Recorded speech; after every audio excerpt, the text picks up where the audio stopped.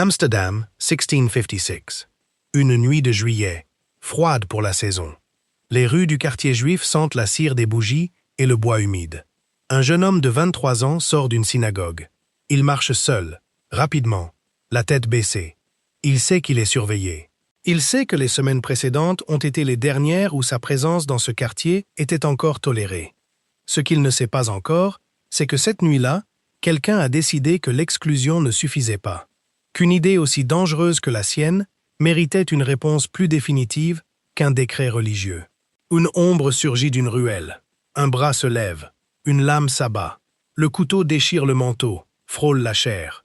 Le jeune homme recule, trébuche, s'enfuit dans l'obscurité. Il s'en sort de justesse, par quelques centimètres, et par la chance aveugle de ceux que l'histoire n'a pas encore fini d'utiliser. Son nom est Baruch Spinoza.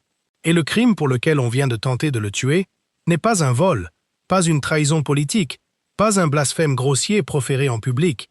C'est une question, une simple question, formulée avec la logique froide et implacable d'un esprit qui ne sait pas s'arrêter là où les autres s'arrêtent par prudence ou par peur.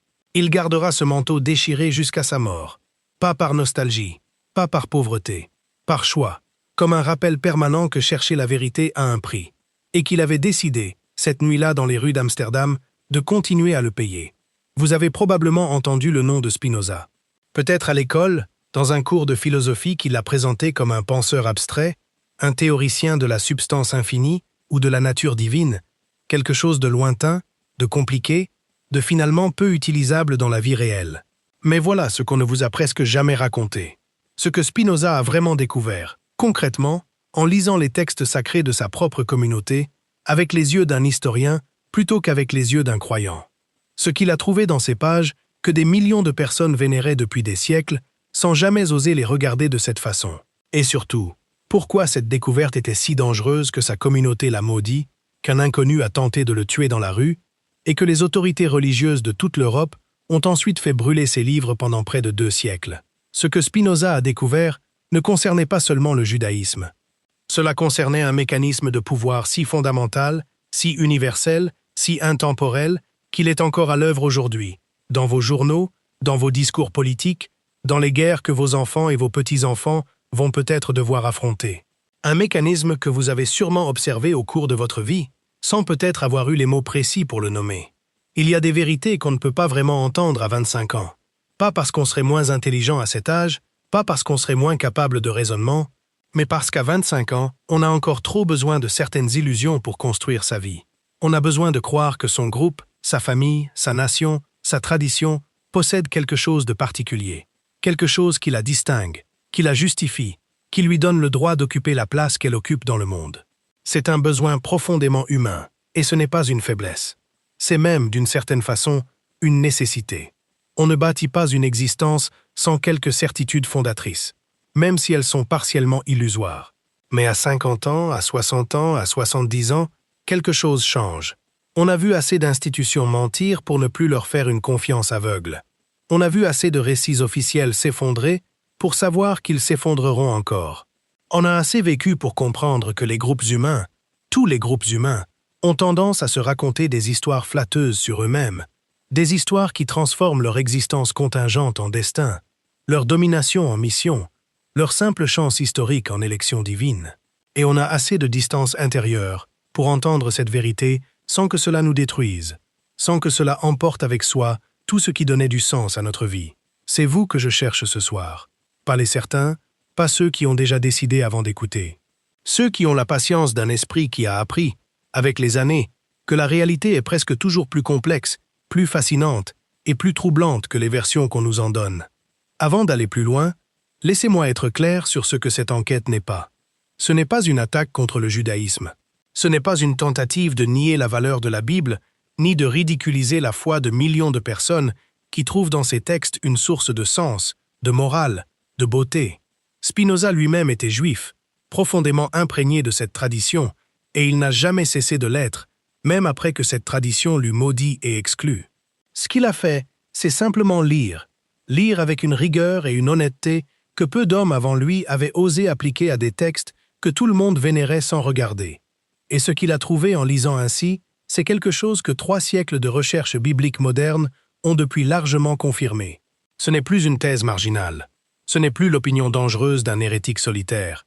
C'est aujourd'hui le consensus de la quasi-totalité des historiens, des archéologues et des philologues qui travaillent sérieusement sur ces textes dans les universités du monde entier. Sauf que personne, ou presque, n'ose le dire clairement au grand public, parce que cette vérité dérange, parce qu'elle bouscule des identités entières, parce qu'elle expose un mécanisme de pouvoir que beaucoup préfèrent laisser dans l'ombre. Ce mécanisme, Spinoza l'a nommé. Il l'a disséqué avec une précision chirurgicale, et en le nommant, il a payé de tout ce qu'il possédait. Sa famille l'a renié. Sa communauté l'a maudit avec des mots si violents, si définitifs, qu'on frémit encore à les lire aujourd'hui. Quelqu'un a tenté de le tuer dans la nuit.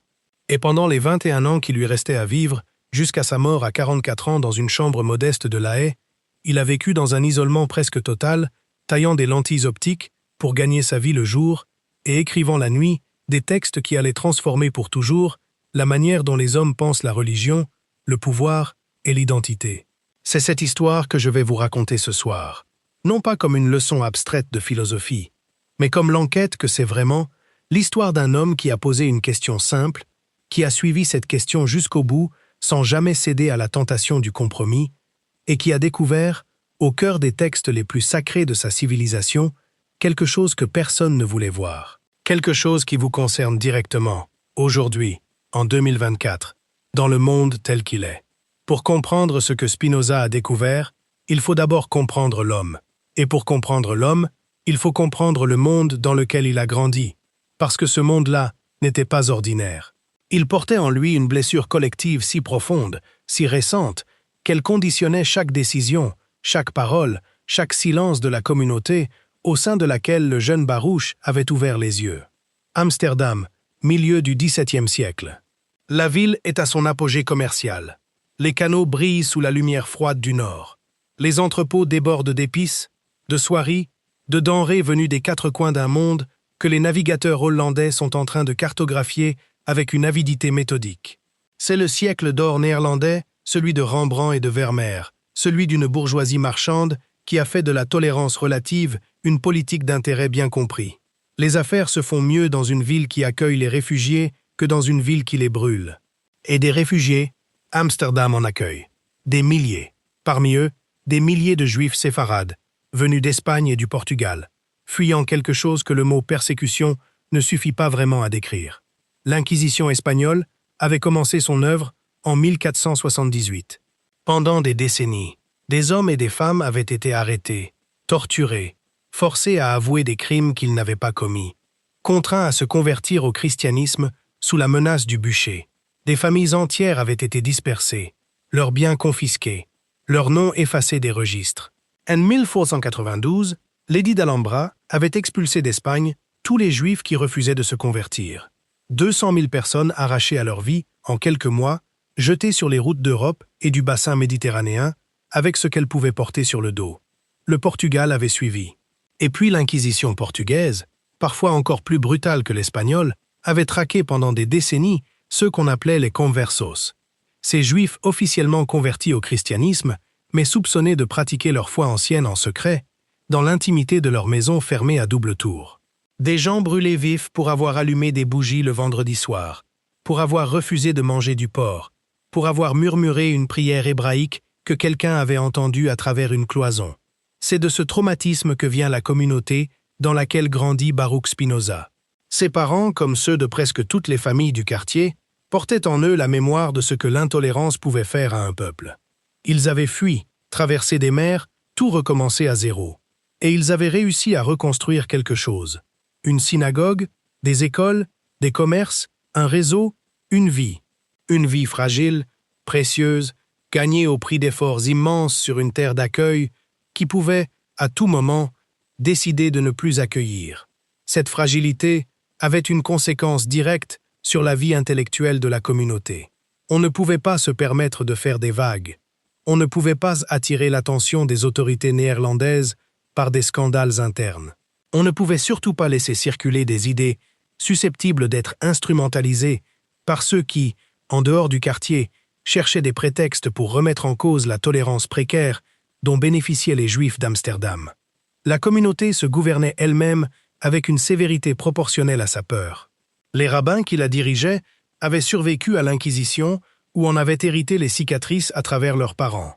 Ils savaient mieux que quiconque à quel point une paix sociale pouvait être brisée en un instant par une idée qui dérange. C'est dans ce monde-là que Baruch Spinoza naît en 1632.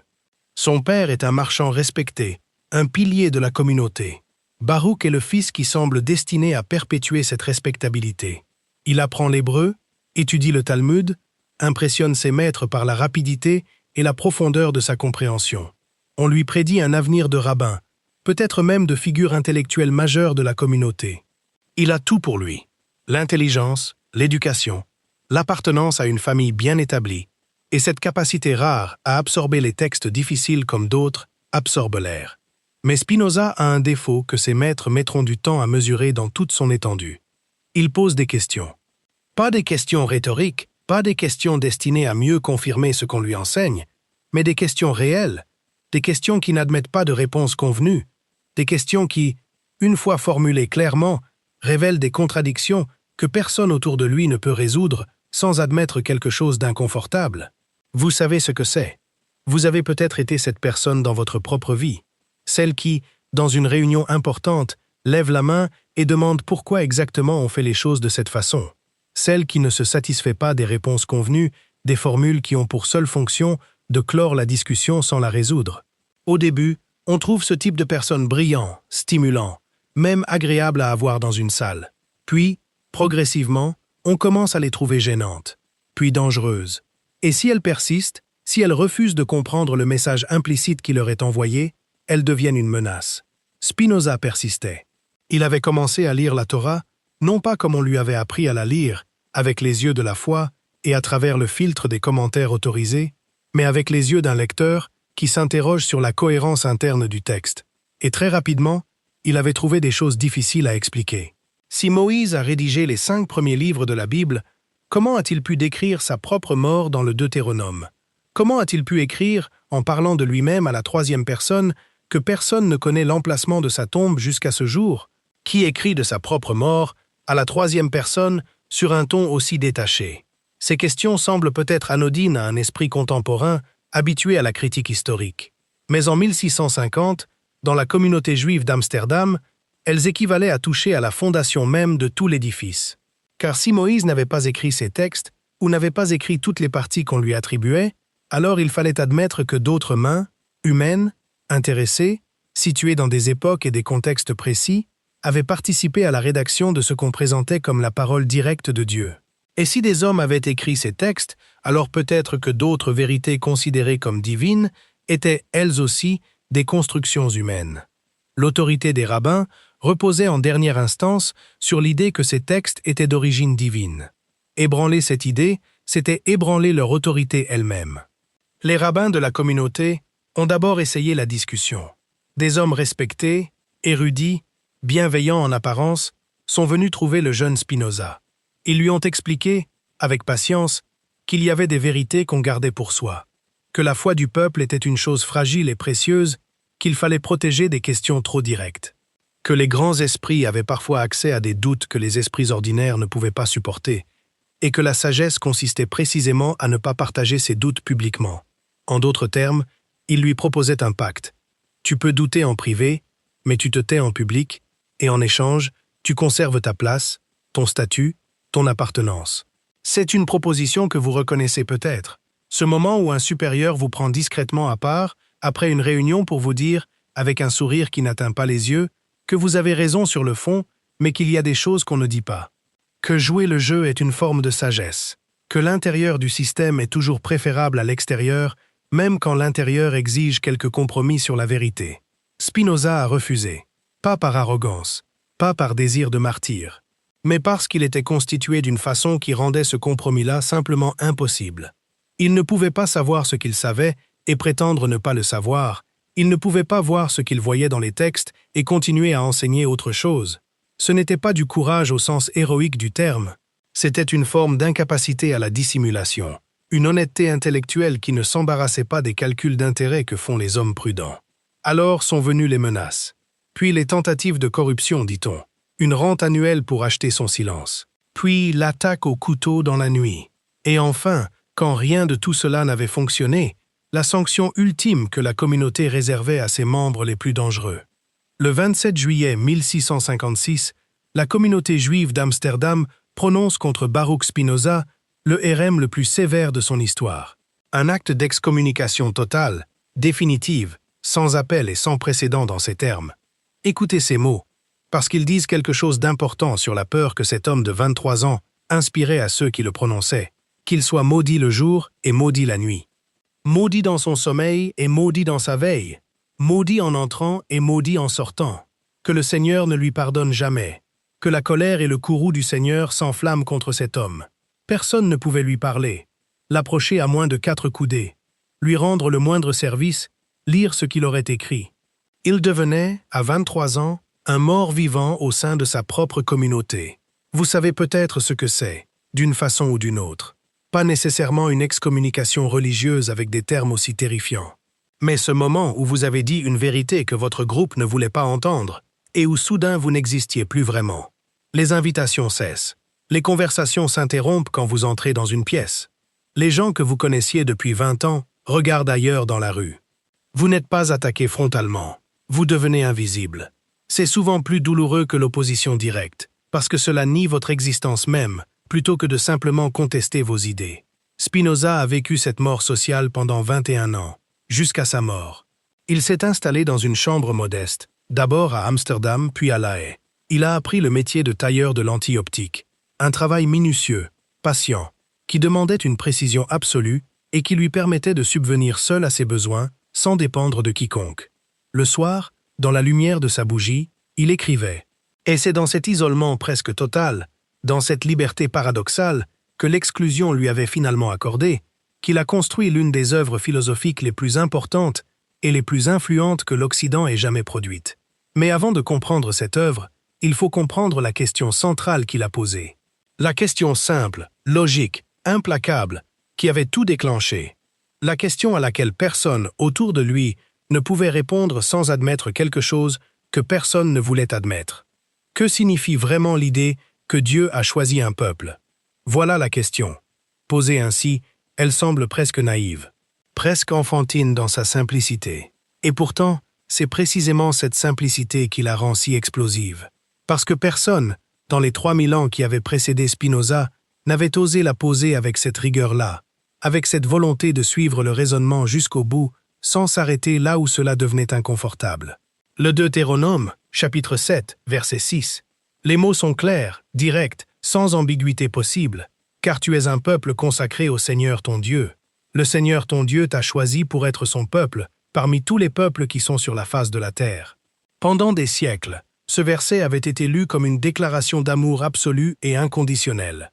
La preuve textuelle que Dieu entretenait avec Israël une relation unique, exclusive, éternelle. Dans les persécutions, dans les exils, dans les massacres, ce verset avait été la consolation ultime. Nous sommes le peuple élu. Dieu ne nous abandonnera jamais, quoi qu'il arrive, quoi que le monde nous fasse. Spinoza, lui, y voyait autre chose. Il y voyait une incohérence logique fondamentale. Et c'est ici que son raisonnement devient d'une rigueur qui ne laisse aucune échappatoire. Il pose la question suivante. Si Dieu est vraiment ce que les textes affirment qu'il est, c'est-à-dire infini, omniscient, créateur de la totalité de l'univers, de chaque étoile, de chaque grain de sable, de chaque être vivant sur chaque monde possible, alors comment pourrait-il avoir des préférences? Pensez-y vraiment, pas comme une formule philosophique abstraite, mais comme une réalité concrète. Comment un être absolument infini pourrait-il accorder plus d'attention, plus d'amour, plus de protection à un groupe particulier d'êtres humains, sur une planète particulière, d'un système solaire particulier d'une galaxie, parmi des milliards d'autres galaxies? Le soleil éclaire-t-il seulement un jardin et laisse-t-il tous les autres dans l'obscurité? Un architecte qui construit 1000 maisons, en aime-t-il une seule et abandonne-t-il toutes les autres? Un père qui a 100 enfants, en désigne-t-il un seul comme son favori et traite-t-il les 99 autres comme des étrangers? L'idée même paraît absurde dès qu'on la regarde en face sans les lunettes de la tradition. Pour Spinoza, un Dieu qui choisit un peuple plutôt qu'un autre n'est pas un Dieu infini. C'est un Dieu tribal, un Dieu limité par ses propres préférences, conditionné par des attachements particuliers, partial dans ses jugements. Ce n'est pas le créateur de l'univers, c'est une divinité locale, à peine plus sophistiquée dans son essence que les dieux polythéistes, que les textes bibliques condamnent avec tant de véhémence. Un Dieu qui discrimine n'est pas infini. La logique est imparable, elle n'a pas de faille. Et Spinoza la suit jusqu'où elle mène, sans se retourner. Si l'élection d'Israël ne peut pas être ce que la tradition dit qu'elle est, c'est-à-dire un acte d'amour divin inconditionnel envers un peuple choisi pour sa valeur intrinsèque ou pour la simple liberté souveraine d'un Dieu qui aime qui il veut, alors d'où vient cette idée? Quand a-t-elle été formulée? Par qui? Dans quel contexte? Et surtout, au bénéfice de qui? C'est ici que Spinoza fait quelque chose que personne n'avait fait avant lui avec cette méthode et cette systématicité. Il lit la Torah comme un historien lit un document politique, pas comme une révélation sacrée intouchable, comme un texte produit par des êtres humains dans des circonstances historiques précises, avec des intentions précises, pour un public précis, dans un but précis. Et quand on lit la Torah de cette façon, ce qu'on voit est saisissant. Regardez ce que contient le Pentateuque dans le détail. Des lois sur l'agriculture et la propriété foncière. Des règles précises sur l'hygiène, sur les contrats commerciaux, sur les héritages, sur les crimes et leurs punitions. Des prescriptions minutieuses sur ce qu'on peut manger et comment on doit le préparer. Sur qui peut épouser qui, sur comment on doit se vêtir, sur quand on doit travailler et quand on doit se reposer. Des procédures détaillées pour résoudre les conflits entre voisins, entre marchands, entre familles. Un système fiscal, un calendrier liturgique, une organisation du culte avec ses prêtres, ses rituels, ses offrandes, ses hiérarchies. Vous avez lu assez de documents dans votre vie pour reconnaître ce que c'est. Ce n'est pas une méditation mystique sur la nature de l'infini. Ce n'est pas un traité de métaphysique sur les attributs de Dieu. C'est un code légal, sophistiqué, détaillé, adapté à une société agropastorale de l'âge du bronze, mais un code légal tout de même. Un ensemble de règles destinées à organiser une communauté spécifique sur un territoire donné, à réglementer les relations entre ses membres, à établir une hiérarchie d'autorité, à définir qui commande et au nom de quoi. Et l'alliance entre Dieu et Israël, cette brique fondatrice sur laquelle repose toute l'identité du peuple hébreu, Spinoza l'analyse et y trouve exactement la structure d'un contrat politique classique. Il y a un souverain qui promet protection, territoire et prospérité. Il y a un peuple qui promet obéissance et respect d'un code de loi. Il y a des bénédictions clairement énumérées pour ceux qui respectent les termes du contrat. Il y a des malédictions tout aussi clairement énumérées et avec une précision terrifiante pour ceux qui le violent. Si vous m'obéissez, je vous protège. Si vous me trahissez, je vous détruis. C'est la logique de tout accord de féodalité, de tout traité de vassalité, de toute constitution politique. Pas celle d'un amour inconditionnel qui transcende toute logique contractuelle. L'élection, dans cette lecture, ne signifie donc pas la supériorité morale ou spirituelle d'Israël sur tous les autres peuples. Elle signifie une fonction. Israël a été choisi non pas parce qu'il était meilleur que les autres, plus vertueux, plus sage, plus proche de Dieu par nature, il a été choisi pour accomplir une tâche historique précise, établir un État théocratique sur un territoire donné, selon un code de loi donné, sous l'autorité d'un souverain divin représenté sur terre par une caste de prêtres et de prophètes. Cette distinction entre supériorité et fonction peut sembler subtile à première vue. Elle est en réalité fondamentale parce qu'elle a une conséquence logique que Spinoza tire avec une implacabilité qui a dû glacer le sang de ceux qui l'ont lu pour la première fois. Si l'élection est une fonction liée à l'existence d'un État théocratique précis sur un territoire précis, alors elle ne vaut que tant que cet État existe. Elle est conditionnelle, temporaire, historiquement située. Elle n'est pas éternelle par nature. Elle est liée à un contexte politique dont elle est inséparable. Et en l'an 70 de notre ère, les armées romaines de Titus ont détruit le temple de Jérusalem, massacré ou dispersé la population et anéanti l'État juif de Judée. Le contrat avait-il été rompu? La fonction était-elle terminée? Selon la logique même du texte que Spinoza analysait, la réponse était oui. L'élection, telle qu'il l'avait comprise, avait pris fin avec l'État qui lui donnait son sens. Vous sentez le séisme. Vous comprenez pourquoi cette conclusion était intolérable pour la communauté dans laquelle vivait Spinoza. Pendant 2000 ans, depuis la destruction du Temple, l'identité juive de la diaspora s'était construite précisément sur cette idée que l'élection divine était éternelle, inconditionnelle, indépendante de l'existence ou de l'absence d'un État. C'était le socle psychologique qui avait permis à ce peuple de survivre à des persécutions d'une cruauté inimaginable. Nous sommes toujours le peuple élu. Notre souffrance a un sens. Notre histoire n'est pas terminée. Et Spinoza venait dire que cette croyance fondatrice ne reposait pas sur ce qu'on croyait qu'elle reposait. Mais Spinoza ne s'est pas arrêté là, parce qu'une question demeurait en suspens. Si l'élection était une construction politique, elle avait une origine historique. Elle avait été formulée à un moment précis, par des personnes précises, pour des raisons précises. Et c'est là que son analyse est devenue vraiment dangereuse, parce qu'il a identifié ce moment. Il a trouvé, dans les textes eux-mêmes, les traces de l'époque et des circonstances dans lesquelles cette idée avait été forgée. En lisant les textes avec une attention minutieuse, Spinoza remarque quelque chose d'étrange. L'idée d'un Dieu unique, exclusif, qui n'a qu'un seul peuple élu et qui nie radicalement l'existence de toute autre divinité, n'apparaît pas dès le début de l'histoire biblique. Dans les textes les plus anciens, les plus archaïques, ceux où la langue et le style trahissent une origine plus haute dans le temps, Yahvé est le Dieu d'Israël, certainement, mais il n'est pas encore affirmé comme le seul Dieu existant dans l'univers. Les autres peuples ont leurs dieux, et ces dieux ont une réalité. Ils ont du pouvoir, ils peuvent agir dans le monde. On leur reconnaît une existence. On les combat, on se distingue d'eux, mais on ne les nie pas. Ce n'est que progressivement, dans des textes dont le style et le vocabulaire révèlent une époque plus tardive, que Yahvé devient le seul vrai Dieu, que tous les autres dieux se transforment en idoles, en faux dieux, en simple projection de l'imagination humaine. Et cette évolution se cristallise de façon particulièrement nette à une période précise, une période de crise absolue, une période où l'identité collective du peuple hébreu était menacée d'une façon qu'elle ne l'avait encore jamais été. L'exil babylonien, 6e siècle avant notre ère. Pour comprendre ce qui s'est passé, il faut imaginer la situation avec la précision qui lui est due.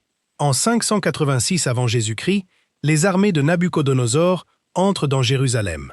Elles détruisent le temple, ce bâtiment qui n'était pas seulement un lieu de culte, mais le symbole concret de l'alliance entre Dieu et son peuple, la preuve visible que Yahvé habitait au milieu d'Israël et le protégeait. Réduire en cendres. Puis les Babyloniens font ce que tous les grands empires de l'Antiquité faisaient avec une efficacité redoutable. Ils déportent les élites. Les prêtres, les scribes, les artisans qualifiés, les aristocrates, les intellectuels, tout ce qui constituait la classe dirigeante et lettrée du royaume de Juda est arraché à sa terre et transporté à 1000 kilomètres de là, à Babylone, la ville la plus puissante, la plus riche, la plus sophistiquée du monde connu. C'était une pratique de domination d'une efficacité éprouvée. En déplaçant les élites des peuples vaincus vers la capitale impériale, on les coupait de leur base sociale, de leur territoire sacré, de leur réseau de pouvoir local. Et immergés dans une culture infiniment plus riche, plus développée, plus séduisante que la leur, ces élites déportées finissaient presque toujours par s'assimiler. Leurs enfants grandissaient en parlant araméen ou babylonien, en adoptant les modes, les mœurs, les dieux de la civilisation dominante. En une ou deux générations, ils devenaient babyloniens. C'était ce qui s'était passé avec les royaumes vassaux assyriens. C'était le destin normal des peuples conquis par les grandes puissances de l'époque, et les dirigeants juifs en exil à Babylone voyaient ce processus se dérouler sous leurs yeux avec une terreur croissante. Imaginez la situation concrète de ces hommes.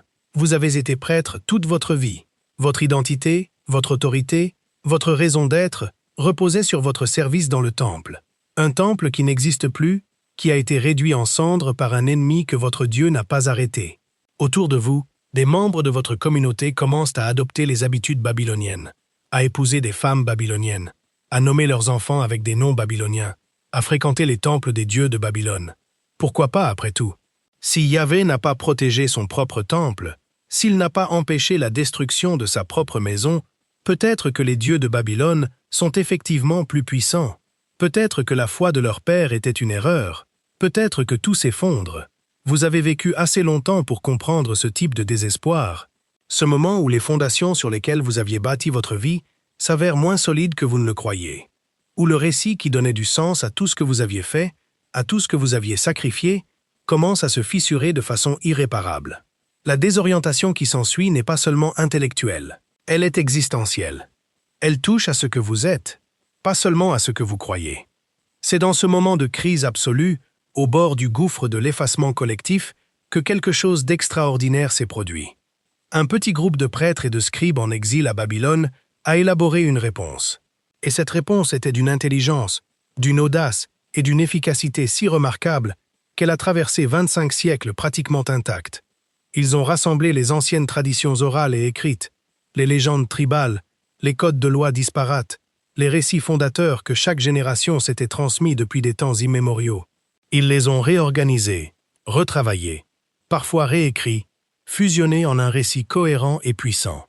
La Torah telle que nous la connaissons aujourd'hui a été largement compilée et éditée durant cette période, ce que les chercheurs modernes ont pu confirmer par l'analyse linguistique, stylistique et historique des textes.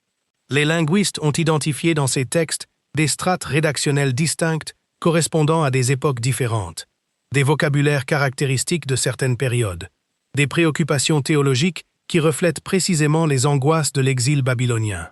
Et au centre de cette recomposition narrative, ils ont placé une idée capable de transformer la défaite totale en confirmation d'un statut exceptionnel. Le coup de génie était le suivant, et il faut s'arrêter un instant pour en mesurer toute la brillance. Yahvé n'était pas un dieu tribal vaincu par les dieux plus puissants de Babylone. Il était le seul vrai Dieu, créateur du ciel et de la terre, de tout ce qui existe. Les dieux babyloniens n'étaient pas plus puissants que lui, ils n'existaient simplement pas. C'étaient des morceaux de bois et de pierre auxquels des hommes ignorants avaient prêté une vie qu'ils n'avaient pas. La chute de Jérusalem et la destruction du temple n'étaient donc pas la preuve de la faiblesse de Yahvé. C'était au contraire la démonstration spectaculaire de sa puissance souveraine et de sa justice rigoureuse. Israël avait trahi l'alliance. Israël avait adoré des faux dieux, opprimé les pauvres, corrompu la justice. Et Yahvé, dans sa colère absolument légitime, avait utilisé les Babyloniens comme instrument de son châtiment. L'exil n'était pas une fin. C'était une punition éducative, temporaire, destinée à ramener le peuple à l'obéissance et à la fidélité. Et Israël restait le peuple élu. Non pas parce qu'il l'avait mérité, mais parce que l'alliance était éternelle, parce que Dieu ne revient pas sur sa parole, même quand son peuple le trahit. Comprenez-vous la brillance absolue de cette construction? En un seul mouvement narratif, ces scribes en exil avaient transformé la plus grande catastrophe de leur histoire en confirmation de leur statut particulier. Nous ne sommes pas abandonnés, nous sommes punis, ce qui signifie que Dieu s'occupe encore de nous, ce qui signifie que nous existons encore à ses yeux, ce qui signifie que notre histoire n'est pas terminée.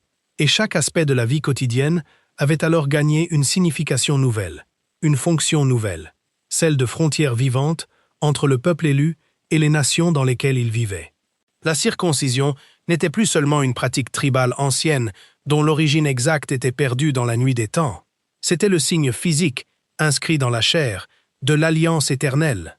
Porter ce signe, c'était dire, à chaque instant, je refuse de disparaître.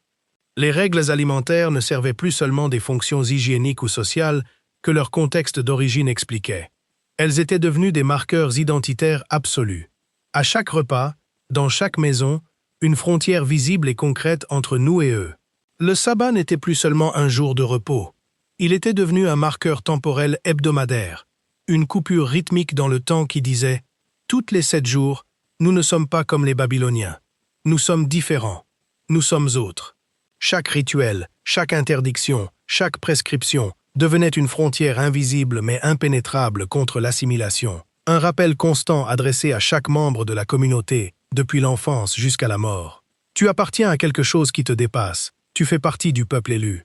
L'élection n'était plus seulement une croyance théologique abstraite. C'était une stratégie de survie collective d'une efficacité sans précédent dans l'histoire des civilisations. Et vous pouvez comprendre cela maintenant d'une façon que peu de gens jeunes peuvent vraiment comprendre. Vous avez vu comment les identités se construisent, comment les nations forgent leurs mythes fondateurs, comment on enseigne aux enfants qu'ils appartiennent à quelque chose d'exceptionnel pour leur donner la force de traverser les épreuves. Vous avez peut-être vous-même grandi dans un pays qui avait ses propres récits de grandeur, sa propre histoire de mission, de destinée, de génie particulier. Peut-être que vous y avez cru profondément. Peut-être que vous y croyez encore, en partie. Ou peut-être que vous avez commencé, avec les années, à voir les fissures dans ces récits, à percevoir la distance entre le mythe et la réalité historique. Ce n'est pas du cynisme que de reconnaître comment fonctionnent ces constructions narratives. C'est de la lucidité. Et cette lucidité n'oblige pas à mépriser ce qu'elle éclaire. Au contraire, Car voici ce que Spinoza a compris, et ce que votre âge vous permet maintenant de voir avec une netteté particulière. Reconnaître l'origine humaine et historique d'un récit fondateur ne le détruit pas. Cela le rend, en un sens profond, encore plus admirable. Parce que ce n'est plus une histoire de privilèges divins accordés gratuitement par un Dieu capricieux à ses favoris. C'est une histoire de résilience humaine extraordinaire, de créativité face à l'anéantissement, d'intelligence collective face à une menace existentielle. Les Juifs exilés à Babylone n'ont pas été sauvés par un miracle. Ils se sont sauvés eux-mêmes, par la puissance d'un récit qu'ils ont eu le génie de construire dans les pires circonstances imaginables. Mais Spinoza ne s'est pas arrêté à cette reconstruction historique de l'idée d'élection. Il a ensuite entrepris quelque chose de plus ambitieux encore. Il a voulu démanteler les preuves elles-mêmes sur lesquelles reposait traditionnellement la croyance en l'élection divine. Ces preuves avaient deux formes principales, les miracles et les prophètes. Et Spinoza les a abordés l'un après l'autre avec la même rigueur implacable. Les miracles d'abord. La Bible en est remplie. La mer qui s'ouvre devant Moïse pour laisser passer les Hébreux et se referme sur l'armée du Pharaon. La manne qui tombe du ciel chaque matin pendant 40 ans dans le désert du Sinaï. Le buisson qui brûle sans se consumer. Le soleil qui s'arrête dans le ciel pour permettre à Josué de finir sa bataille. Les 10 plaies d'Égypte.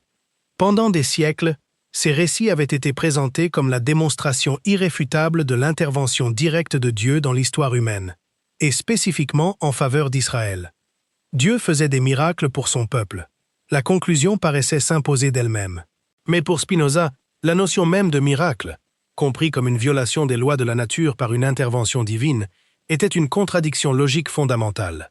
Son raisonnement était le suivant, et je vous demande de le suivre avec attention parce que sa rigueur est absolue. Si Dieu est la nature elle-même, si les lois de la nature sont l'expression parfaite et nécessaire de la volonté divine, alors dire que Dieu viole les lois de la nature, c'est dire que Dieu se contredit lui-même, qu'il agit contre sa propre essence. Un Dieu qui fait des miracles serait un Dieu incohérent, changeant, capable de revenir sur ses propres décisions, de suspendre ses propres lois pour des raisons qui lui semblent bonnes à un moment donné. Ce ne serait pas un Dieu infini et parfait, ce serait un magicien. Alors que sont les miracles, si ce ne sont pas des violations surnaturelles de l'ordre naturel? Pour Spinoza, ce sont des phénomènes naturels que les hommes de l'Antiquité, avec les connaissances limitées qui étaient les leurs, ne pouvaient pas expliquer. Face à l'inexplicable, face à ce qui dépassait leur compréhension du monde physique, ils invoquaient le divin. C'est profondément humain, c'est même compréhensible et touchant. Mais ce n'est pas une preuve de l'intervention surnaturelle de Dieu. C'est une preuve des limites de la connaissance humaine à un moment donné de l'histoire. Les prophètes, ensuite. La tradition les présentait comme des voyants mystiques, des canaux directs entre Dieu et son peuple, des hommes capables de recevoir des révélations divines et de prédire l'avenir avec une précision qui ne pouvait s'expliquer que par une connexion surnaturelle avec le Créateur. Mais en lisant attentivement leurs écrits, Spinoza y voyait autre chose. Il n'y voyait pas des oracles prédisant mécaniquement un avenir déjà écrit. Il y voyait des analystes politiques et sociaux d'une acuité remarquable, des hommes dotés d'une imagination vive, d'une sensibilité morale aiguisée et d'une capacité rare à observer les dynamiques de leur société et à comprendre où elles menaient si rien ne changeait. Prenez Amos, ce berger du 8e siècle avant notre ère qui devient prophète. Que dit-il? Concrètement, il observe une société où les riches écrasent les pauvres, où les juges acceptent des pots de vin, où l'élite se noie dans le luxe pendant que le peuple souffre. Et il dit, avec une force rhétorique bouleversante, que cela ne peut pas durer, qu'un système fondé sur une injustice aussi criante finira par s'effondrer. Ce n'est pas une vision surnaturelle de l'avenir, c'est de la sociologie avant la lettre. C'est de l'analyse politique formulée avec la puissance des images et la conviction morale de quelqu'un qui refuse de détourner les yeux de ce qu'il voit. Et vous le reconnaissez, n'est-ce pas? Parce que vous avez vécu assez longtemps pour voir ce schéma se répéter. Vous avez vu des sociétés où les inégalités deviennent insoutenables finir par exploser d'une façon ou d'une autre. Vous n'avez pas eu besoin d'une révélation divine pour le prévoir. Il vous a suffi d'observer avec honnêteté ce qui se passait autour de vous. Les prophètes faisaient exactement la même chose, avec l'intensité et le courage moral de ceux qui ne peuvent pas se taire face à l'injustice. En dépouillant les miracles de leur dimension surnaturelle et en humanisant les prophètes sans pour autant les diminuer, Spinoza avait démonté les deux piliers principaux sur lesquels reposait la preuve traditionnelle de l'élection divine. Il ne restait plus, dans sa lecture des textes, que des hommes remarquables, dans des circonstances historiques précises, construisant avec une intelligence et une créativité extraordinaires un récit capable de donner à leur peuple la force de survivre à l'insurvivable. C'était suffisant pour ébranler 3000 ans de certitude. Mais Spinoza avait encore autre chose à dire. Et cette partie-là était peut-être la plus dangereuse de toutes. La publication du traité théologico-politique, en 1670, fut un événement sans précédent dans l'histoire intellectuelle de l'Europe moderne. Spinoza avait pris toutes les précautions imaginables. Le livre parut anonymement, en latin, la langue des érudits et non du peuple, sans nom d'auteur, sans nom d'éditeur, avec une fausse indication de lieu de publication. Il savait exactement ce qu'il risquait.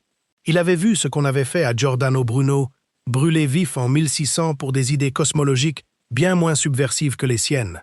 Il avait vu Galilée contraint à l'abjection publique pour avoir simplement dit que la Terre tournait autour du Soleil.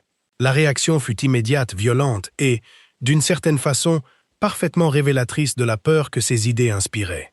Un pasteur calviniste déclara publiquement que ce livre avait été forgé en enfer par le diable lui-même en collaboration avec son complice juif.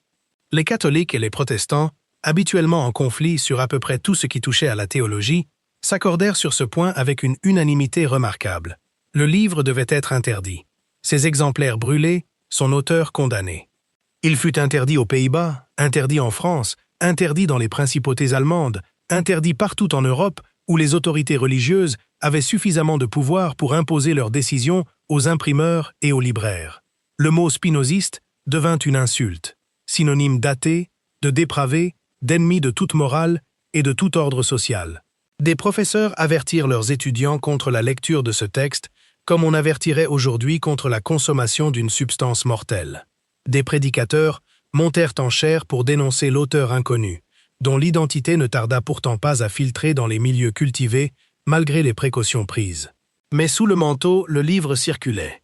Copié à la main, passé de main en main dans des cercles privés, discuté à voix basse dans des salons où l'on pouvait parler librement. Parce que les idées, une fois formulées avec suffisamment de clarté et de rigueur, ne peuvent plus vraiment être étouffées. Elles trouvent toujours un chemin. Avant d'aller plus loin, il faut cependant faire quelque chose que Spinoza lui-même aurait approuvé sans hésitation.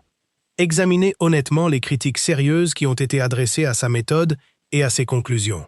Parce que présenter sa thèse comme une vérité intouchable et définitive serait commettre exactement l'erreur qu'il passait sa vie à dénoncer chez les autres. La rigueur intellectuelle s'applique aussi à ses propres idées favorites. C'est même là son vrai test. La première critique sérieuse porte sur la méthode elle-même. Spinoza lit les textes bibliques comme des documents politiques et historiques, en appliquant les outils de la critique rationnelle. Mais plusieurs théologiens et philosophes, à son époque et après lui, ont objecté que cette méthode présuppose ce qu'elle cherche à démontrer. Si vous décidez a priori que les textes sacrés sont des documents humains comme les autres, alors évidemment vous y trouverez des traces de construction humaine.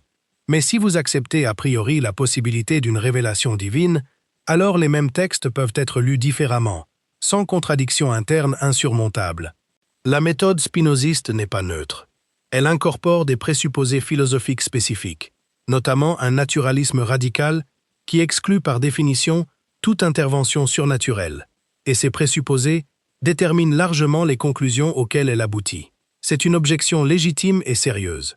Elle ne suffit pas à invalider l'entreprise de Spinoza, mais elle invite à une honnêteté sur les limites de toute méthode, y compris la méthode critique historique. Aucun lecteur n'est entièrement neutre. Aucune méthode n'est entièrement transparente à elle-même. La deuxième critique concerne la datation et l'attribution des textes. Spinoza affirme, sur la base de l'analyse interne des textes, que la Torah telle que nous la connaissons a été largement compilée et éditée durant l'exil babylonien. Cette intuition, remarquable pour un homme du XVIIe siècle, travaillant sans les outils modernes, a été largement confirmée et affinée par la recherche biblique ultérieure. L'hypothèse documentaire, développée notamment par Julius Wellhausen au XIXe siècle, a identifié plusieurs sources distinctes dans le Pentateuque, que les spécialistes désignent traditionnellement par les lettres J, E, D et P, correspondant à des traditions rédactionnelles différentes d'époques différentes. Israel Finkelstein et Neil Asher Silberman, dans leur ouvrage La Bible dévoilée, ont apporté à ces conclusions la confirmation archéologique que la philologie seule ne pouvait pas fournir. Mais certains chercheurs ont nuancé le tableau, contestant notamment l'ampleur de la rédaction babylonienne et plaidant pour une datation plus haute de certaines parties des textes. La question n'est pas entièrement close. Ce que l'on peut affirmer avec une certitude raisonnable, c'est que les textes bibliques ont été composés, révisés et compilés sur plusieurs siècles, par plusieurs mains, dans plusieurs contextes historiques différents. Ce qui confirme l'essentiel de l'intuition spinoziste, même si les détails restent débattus. La troisième critique, peut-être la plus philosophiquement intéressante, concerne la question de ce qu'on pourrait appeler la réductibilité du sens. Spinoza explique l'idée d'élection par des facteurs politiques, sociaux et psychologiques.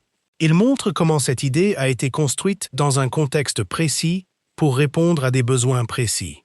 Mais plusieurs penseurs, et parmi eux des esprits qu'on ne peut pas soupçonner de naïveté théologique, ont soutenu que cette explication génétique, aussi rigoureuse soit-elle, n'épuise pas la question du sens et de la valeur de ce qui a été construit.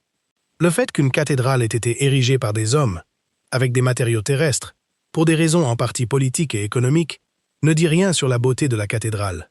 Le fait qu'un récit ait été forgé dans des circonstances historiques précises ne dit rien sur sa capacité à donner du sens à des millions d'existences humaines pendant des siècles. C'est la critique de Franz Rosenzweig, du jeune Hegel, et d'une longue tradition de philosophes qui refusent de confondre l'explication de l'origine avec la réfutation de la valeur. Spinoza, dans sa rigueur, tend parfois à commettre cette confusion. Il démontre l'origine humaine de l'élection avec une clarté qui ne peut guère être contestée. Mais il en conclut trop vite, diront ses critiques, que l'élection n'est donc rien de plus que cette origine. La quatrième objection concerne la démystification des prophètes. Spinoza les présente comme des analystes politiques doués d'une imagination puissante, non comme des voyants connectés à une révélation divine. Cette lecture est stimulante et souvent éclairante, mais elle tend à réduire la dimension proprement spirituelle et mystique de l'expérience prophétique à un simple effet de style rhétorique, à une métaphore efficace, habillant une observation sociologique banale. Oh, de nombreux historiens des religions et phénoménologues ont soutenu que l'expérience religieuse authentique, quelle qu'en soit l'interprétation théologique, est une réalité psychologique et existentielle irréductible à ses seules fonctions sociales et politiques. Abraham Heschel, l'un des plus grands théologiens juifs du XXe siècle, a consacré une partie de son œuvre à montrer que la conscience prophétique, telle qu'elle se manifeste dans les textes hébraïques, ne peut pas être adéquatement rendue par la seule analyse sociologique, si rigoureuse et si éclairante soit-elle. Ces critiques ne détruisent pas le travail de Spinoza. Elles l'enrichissent. Elles montrent que la vérité, comme il l'aurait lui-même dit, n'est pas une possession que l'on peut saisir une fois pour toutes dans une formule définitive. C'est un processus, une recherche, une conversation qui continue à travers les siècles. Ce qui est remarquable, c'est que le champ des études bibliques modernes, dans sa quasi-totalité, travaille aujourd'hui avec des présupposés méthodologiques que Spinoza a été le premier à formuler clairement, même si les chercheurs contemporains ne le citent pas toujours explicitement. Lire les textes sacrés comme des documents historiques situés dans des contextes précis. S'interroger sur les intentions de leurs auteurs. Identifier les strates de rédaction, les influences extérieures, les fonctions sociales et politiques des récits. Tout cela, c'est Spinoza. 3 siècles avant que cela ne devienne le consensus universitaire, un tailleur de lentilles d'Amsterdam avait posé les fondations de ce que nous appelons aujourd'hui la critique historico-biblique. Ce n'est pas rien, c'est même, à bien y réfléchir, quelque chose d'assez stupéfiant. Il y a cependant un aspect du débat que l'on évoque rarement et qui mérite d'être abordé avec franchise. Spinoza n'a pas seulement été critiqué pour des raisons intellectuelles. Il a été combattu, vilipendé, calomnié et censuré pour des raisons de pouvoir. Les institutions religieuses qui ont brûlé ses livres et diffamé sa mémoire pendant 2 siècles n'agissaient pas par souci de la vérité. Elles agissaient par souci de leur propre survie, parce que les questions qu'ils posaient n'étaient pas seulement des questions philosophiques abstraites. Elles touchaient directement à la légitimité de leur autorité, à la source de leur pouvoir, à leur capacité à continuer à dire aux hommes et aux femmes ordinaires ce qu'ils devaient croire, comment ils devaient vivre, à qui ils devaient obéir. C'est un mécanisme que vous connaissez. Vous l'avez vu fonctionner dans d'autres domaines, dans d'autres contextes. Quand une institution attaque non pas les arguments de quelqu'un, mais sa personne, ses intentions supposées, sa moralité, c'est presque toujours le signe qu'elle n'a pas de réponse satisfaisante à ses arguments. C'est le signe qu'elle a peur. Et la peur, en matière intellectuelle, est presque toujours la reconnaissance implicite que l'autre a touché quelque chose de réel. Ce que Spinoza a découvert dans les textes bibliques ne concerne pas seulement le judaïsme. Ce serait réduire considérablement la portée de son travail que de le limiter à une querelle interne au sein d'une tradition religieuse particulière. Ce qu'il a mis à nu, avec une précision qui n'a pas vieilli d'un jour en 3 siècles et demi, c'est un mécanisme. Un mécanisme universel, transhistorique, transculturel, que l'on retrouve à peu près partout où des groupes humains ont cherché à fonder leur identité collective et à légitimer leur pouvoir sur les autres. Ce mécanisme a un nom simple, l'élection. L'idée que notre groupe, notre peuple, notre nation, notre civilisation possède quelque chose de particulier, quelque chose qui nous distingue fondamentalement de tous les autres, quelque chose qui nous confère une mission, un destin, une légitimité que les autres n'ont pas. Que ce soit Dieu qui nous a choisis, ou l'histoire avec sa majuscule, ou la nature, ou la race, ou la raison, ou le progrès, la structure du récit est toujours identique. Nous sommes différents, nous sommes supérieurs dans un sens qui compte. Et cette supériorité justifie ce que nous faisons, y compris ce que nous faisons aux autres. Regardez comment ce mécanisme a fonctionné après Spinoza. Regardez comment il a été répliqué, décliné, adapté à des contextes radicalement différents, avec une régularité qui finit par ressembler à une loi de la nature humaine. Les puritains qui débarquent en Amérique du Nord au XVIIe siècle, presque exactement à l'époque où Spinoza écrit, se définissent explicitement comme le nouveau peuple d'Israël. Ils lisent leur traversée de l'Atlantique comme un nouvel exode. La terre qu'ils découvrent est leur Canaan. Ils sont les élus de Dieu, mandatés pour établir une nouvelle Jérusalem sur ce continent. Cette conviction n'est pas une métaphore pieuse, c'est une croyance politique opérationnelle qui justifie la dépossession et l'extermination progressive des populations qui vivaient là avant eux. Les habitants d'origine ne sont pas des êtres humains égaux à eux, dont les droits mériteraient le même respect. Ce sont les Cananéens, les obstacles à l'accomplissement du plan divin. La même structure narrative, appliquée à un nouveau continent, produit les mêmes effets. La destinée manifeste, cette doctrine qui s'épanouit au XIXe siècle aux États-Unis, est la version laïcisée et nationalisée du même récit. Dieu a donné ce continent aux Américains d'origine européenne. Leur expansion vers l'Ouest n'est pas une conquête militaire ordinaire. C'est l'accomplissement d'un destin voulu par une puissance supérieure. La violence qui l'accompagne n'est pas de la violence, c'est de la providence. La mission civilisatrice des empires européens du XIXe siècle reprend exactement la même structure, simplement traduite dans le langage du positivisme et du progrès scientifique plutôt que dans celui de la théologie. Les Européens ne colonisent pas l'Afrique et l'Asie pour s'enrichir de leurs ressources. Ils y apportent la civilisation, la lumière, le progrès. Ils accomplissent une mission que leur supériorité prétendue leur impose comme un devoir moral. Kipling l'a formulé avec une franchise désarmante. Le fardeau de l'homme blanc. Ce n'est pas un privilège que d'avoir le pouvoir sur les autres, c'est une responsabilité. Remarquez la structure. Elle est identique à celle de l'élection biblique. Nous ne dominons pas parce que nous le voulons. Nous dominons parce que nous le devons. Et puis le XXe siècle, avec ses déclinaisons les plus meurtrières de ce mécanisme. Gott mit uns, Dieu avec nous, gravé sur les ceintures des soldats allemands. La conviction que certains peuples étaient par nature destinés à gouverner, et d'autres par nature destinés à servir ou à disparaître. Le nationalisme ethnique, sous toutes ses formes, qui transforme une appartenance culturelle contingente et historiquement construite en essence immuable, en destin biologique, en légitimité absolue. Vous les reconnaissez, ces récits. Vous avez été contemporain de certains d'entre eux. Vous avez peut-être même, dans votre jeunesse, adhéré à des versions plus douces, plus acceptables, de cette même logique. Parce que ce mécanisme n'est pas l'apanage des régimes autoritaires ou des fondamentalismes religieux les plus extrêmes. Il est présent, sous des formes atténuées, dans presque toutes les identités collectives, dans le récit de chaque nation qui se croit, à un degré ou à un autre, un peu plus civilisée, un peu plus libre, un peu plus avancée que ses voisines, dans le récit de chaque religion qui se présente comme la voie la plus directe vers la vérité, dans le récit de chaque idéologie qui prétend avoir enfin trouvé la clé de l'histoire humaine. La question que Spinoza nous invite à poser face à tous ces récits est simple, implacable et d'une utilité pratique immédiate. À qui profite ce discours? Quel pouvoir cherche à se légitimer derrière cette affirmation de supériorité ou d'élection? Quelle domination cherche à se faire passer pour un destin Quelle violence cherche à se déguiser en mission? Ce n'est pas une question cynique. Ce n'est pas une invitation au nihilisme, à la conclusion que tout serait manipulation et que rien n'aurait de valeur. C'est une question de lucidité. Une lucidité que l'âge, justement, rend plus naturelle, plus accessible, plus facile à maintenir face aux séductions des grands récits collectifs. À 25 ans, on a besoin de ces récits.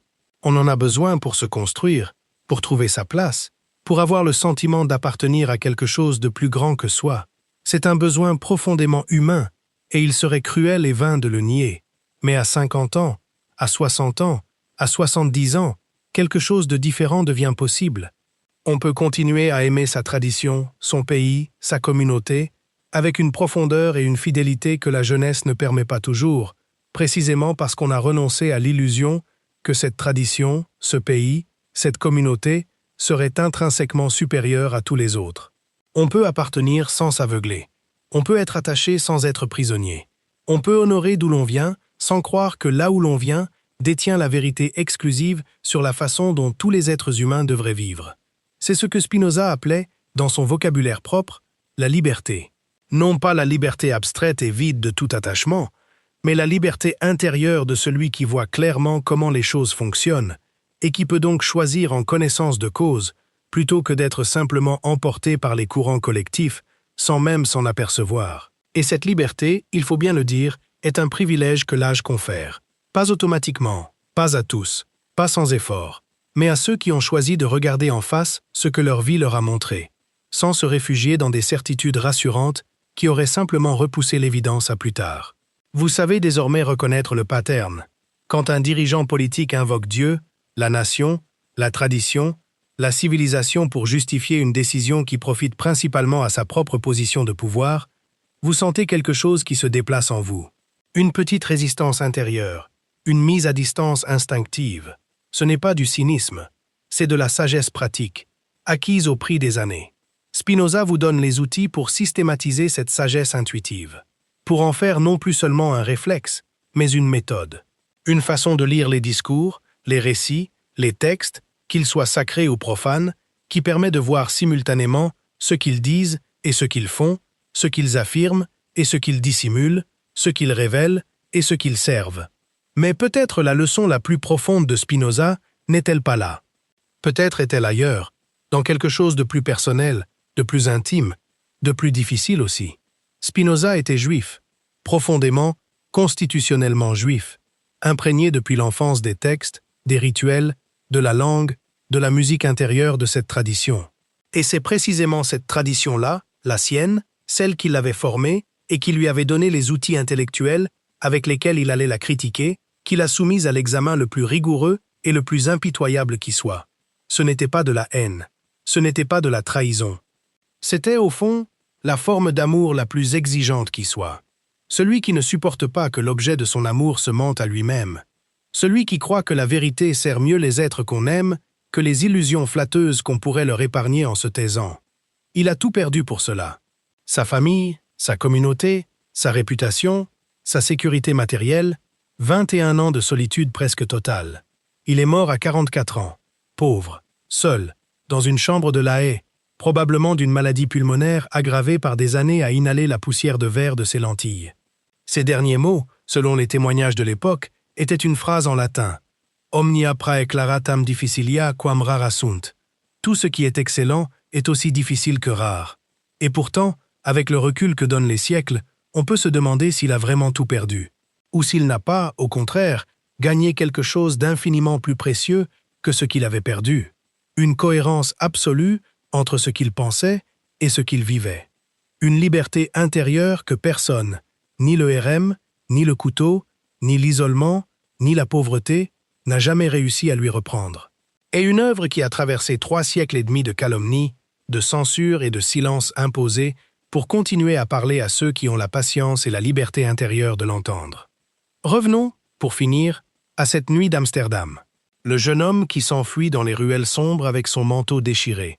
Le jeune homme qui a 23 ans, qui vient de perdre en quelques semaines sa famille, sa communauté, son avenir tel qu'il avait été planifié, sa sécurité, et qui aurait pu, à ce moment précis, décider que le prix était trop élevé, que la vérité ne valait pas tout cela. qu'un compromis raisonnable avec les autorités religieuses de sa communauté était, somme toute, une forme de sagesse adulte plutôt qu'une capitulation. Il n'a pas fait ce choix. Il a gardé le manteau déchiré. Il a continué à écrire.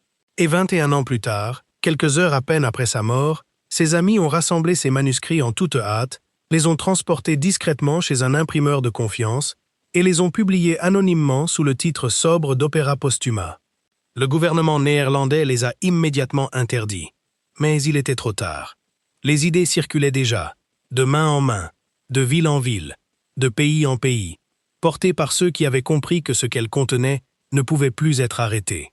Voltaire les a lues, et il n'a plus jamais regardé l'autorité religieuse de la même façon. Rousseau les a lus, et quelque chose dans sa conception du contrat social en porte la trace. Kant les a lus, et sa critique de la raison pure leur doit plus qu'il ne l'a jamais explicitement reconnue. Les révolutions démocratiques du XVIIIe siècle, avec leur insistance sur la séparation de l'Église et de l'État, sur le fondement rationnel et non divin de l'autorité politique, sur l'égalité de principe de tous les êtres humains, indépendamment de leur appartenance religieuse, portent toutes, à des degrés divers, l'empreinte de ce tailleur de lentilles d'Amsterdam qui écrivait la nuit dans une chambre modeste. Car voilà ce que la thèse de Spinoza impliquait dans sa dimension politique la plus concrète. Si aucun groupe humain n'est réellement élu par Dieu, si toutes les prétentions à une élection divine sont des constructions humaines au service d'intérêts humains, alors aucun groupe n'a le droit divin de gouverner les autres. Ni une caste de prêtres, ni une aristocratie de sang, ni une nation qui se croirait investie d'une mission providentielle. Le pouvoir ne descend pas du ciel. Il doit être fondé sur la raison, sur le consentement, sur la délibération entre des êtres humains fondamentalement égaux dans leur dignité. C'est le fondement philosophique de la démocratie moderne, et c'est Spinoza qui l'a posé, avec une clarté et une rigueur que peu de ses successeurs ont égalées.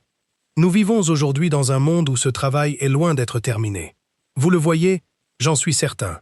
Vous avez vécu assez longtemps pour observer les cycles. Les nationalismes qui ressurgissent avec une régularité troublante dès que les sociétés traversent des périodes d'anxiété et d'incertitude. Les fondamentalismes religieux qui prospèrent partout dans le monde en offrant aux gens désemparés la certitude réconfortante d'appartenir au bon camp. Les leaders politiques qui invoquent Dieu, la nation, la civilisation, les valeurs ancestrales, pour justifier des décisions qui ne servent, à l'examen, que leurs propres intérêts ou ceux de leurs alliés. C'est la même recette. Nous sommes les élus. Nous avons une mission. Notre identité est menacée par ceux qui ne nous ressemblent pas. Et notre violence, ou du moins notre dureté, est donc non seulement justifiée, mais moralement requise. La logique est toujours identique. Seuls les costumes changent. Et c'est précisément pourquoi Spinoza, mort il y a 348 ans dans une chambre de La Haye, est un contemporain. Pas un monument historique à admirer de loin, un interlocuteur dont les questions nous concernent directement, aujourd'hui, dans le monde tel qu'il est. Mais je ne veux pas vous laisser sur une note uniquement politique ou analytique. Parce que Spinoza, réduire à un outil de déconstruction critique, c'est le trahir autant que le trahissaient ceux qui brûlaient ses livres. Il y a dans son œuvre quelque chose de plus profond encore, quelque chose qui touche à la façon dont un être humain peut vivre sa propre existence avec une dignité et une cohérence que la plupart des circonstances semblent rendre impossibles. En 1673, l'université de Heidelberg lui offre une chaire de philosophie. C'est la reconnaissance officielle, la sécurité matérielle, la plateforme pour diffuser ses idées à des générations d'étudiants. Spinoza a 40 ans. Il vit dans une chambre modeste. Sa santé décline. Ses ressources sont maigres. Cette offre est une bouée de sauvetage en même temps qu'une consécration. À une seule condition, à peine formulée explicitement dans la lettre qui lui est envoyée, mais absolument claire dans ce qu'elle sous-entend, ne pas troubler la religion établie. En d'autres termes, penser librement en privé, mais enseigner prudemment en public. Il a refusé. Sans hésiter, poliment mais fermement, en expliquant dans sa lettre de réponse qu'il ne savait pas dans quelles limites cette liberté de philosopher devrait être contenue et qu'il ne pouvait pas promettre de s'autocensurer. Donc, il déclinait. Vous comprenez ce choix? J'en suis sûr. Pas nécessairement que vous l'auriez fait vous-même dans les mêmes circonstances, ce serait une prétention facile. Mais vous le comprenez, parce que vous avez peut-être été confronté, dans votre propre vie, à des versions de ce dilemme. Ce moment où l'on vous propose quelque chose de précieux, une promotion, une reconnaissance, une appartenance, à condition de faire un compromis sur ce que vous savez être vrai, sur ce que vous êtes réellement. Et vous savez, avec l'expérience, que ces compromis-là coûtent plus qu'ils ne rapportent, que l'intérieur d'un système qui vous demande de vous taire n'est pas réellement préférable à l'extérieur, même quand l'extérieur est difficile. Spinoza a passé ses dernières années à tailler des lentilles le jour et à peaufiner son œuvre maîtresse la nuit. L'éthique, ce livre extraordinaire, qui allait transformer pour toujours la façon dont les philosophes pensent Dieu, la nature, la liberté humaine et la vie bonne. Un livre qu'il n'a jamais vu publier. Un livre que ses amis ont fait paraître quelques heures après sa mort, en sachant qu'il prenait un risque réel, parce qu'ils jugeaient que ses idées méritaient de vivre, même si leur auteur n'était plus là pour les défendre. Il est mort à 44 ans, jeune, pauvre, seul, et libre d'une façon que très peu d'êtres humains atteignent vraiment. Alors voici la question que je vous laisse, et j'aimerais sincèrement que vous preniez le temps d'y réfléchir, peut-être même d'y répondre dans les commentaires, parce que votre point de vue a une valeur particulière. Vous qui avez traversé suffisamment de décennies pour avoir vu des récits officiels s'effondrer, pour avoir vu des certitudes collectives se révéler fragiles, pour avoir vu comment les groupes humains se racontent des histoires sur eux-mêmes qui servent autant à rassurer qu'à éclairer. Quand vous regardez votre propre vie, les communautés auxquelles vous avez appartenu, les récits qui vous ont construit, est-ce que reconnaître leur origine humaine et historique les diminue à vos yeux? Ou est-ce que cela leur donne, au contraire, une valeur différente, peut-être plus honnête, peut-être plus fragile aussi, mais d'une certaine façon plus admirable précisément parce qu'elle est humaine? Je ne vous donne pas ma réponse, parce que cette question-là n'a pas de réponse universelle. Elle a une réponse pour chaque personne, construite à partir de sa propre expérience, de ses propres pertes et de ses propres fidélités. Et vous êtes le seul à pouvoir la trouver. Ce que je peux vous dire, c'est ceci. Il y a 348 ans, un jeune homme de 23 ans a décidé que comprendre la vérité valait plus qu'appartenir à un groupe. Il a payé ce choix de tout ce qu'il possédait. Et sa vérité, diffamée pendant 2 siècles, brûlée, censurée, calomniée, a survécu à toutes les tentatives pour l'éteindre. Elle est là, ce soir, entre vous et moi, aussi vivante et aussi nécessaire qu'elle l'était dans cette chambre d'Amsterdam, où un homme taillait des lentilles en attendant que le monde soit prêt à voir clairement. Peut-être que ce moment est arrivé. Peut-être que vous faites partie de ceux pour qui il est arrivé. Si cette enquête vous a touché, si elle a éclairé quelque chose dans votre façon de voir les récits qui nous gouvernent, alors faites quelque chose de simple. Abonnez-vous à cette chaîne. Pas par habitude, pas par politesse, mais parce que ce type de travail, exigeant, sourcé, qui refuse les raccourcis et les certitudes faciles, a besoin d'un public pour continuer d'exister. Partagez cette vidéo avec quelqu'un qui, comme vous, a atteint l'âge où les vérités difficiles deviennent enfin supportables et même, peut-être, libératrices. Il y a 348 ans, un jeune homme a gardé un manteau déchiré pour ne pas oublier ce que chercher la vérité lui avait coûté. Aujourd'hui, cette vérité est entre vos mains. Ce que vous en ferez, c'est votre liberté la plus entière et votre responsabilité la plus profonde.